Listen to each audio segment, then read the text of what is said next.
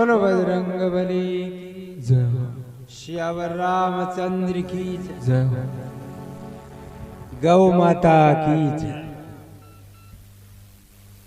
देखो कहे घर में भजन करे जना 100 गुण फल मिले और मंदिर में भजन गावे जना 1000 गुण फल। शिव जी के मंदिर में जार भजन करे तो 1,00,000 गुण फल मिले। क्या गायों की गौशाला में जार भजन करे तो करोड़ गुण फल मिले। इसी लिखेली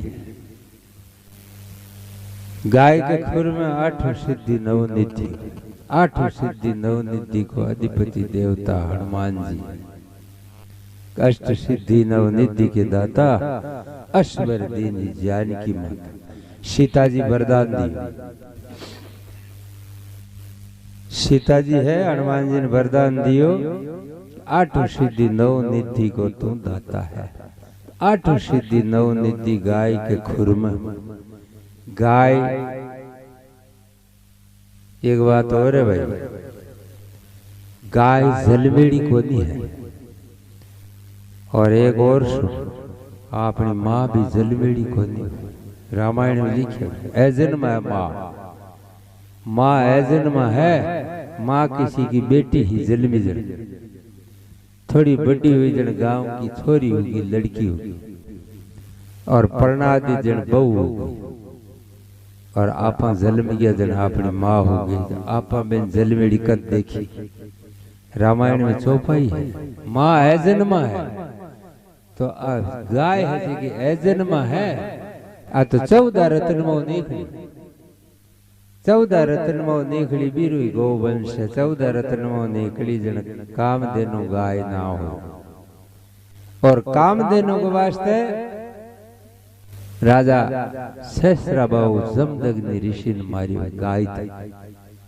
और परशुराम का युद्ध हुई ये गाय का वास्ते कि कामधेनु गाय बाकी सेवा के लिए बुलाई गई। बी क्यों माना और गाय दत्त करी। मैं तो देवता की कनाव मंगाई है ऊपरों, और थारी खातरी के वास्ते, थारी खातरी के वास्ते बंगाईडी है। तो मेहमान है, थारी खातरी के वास्ते आई रथ चली जाई।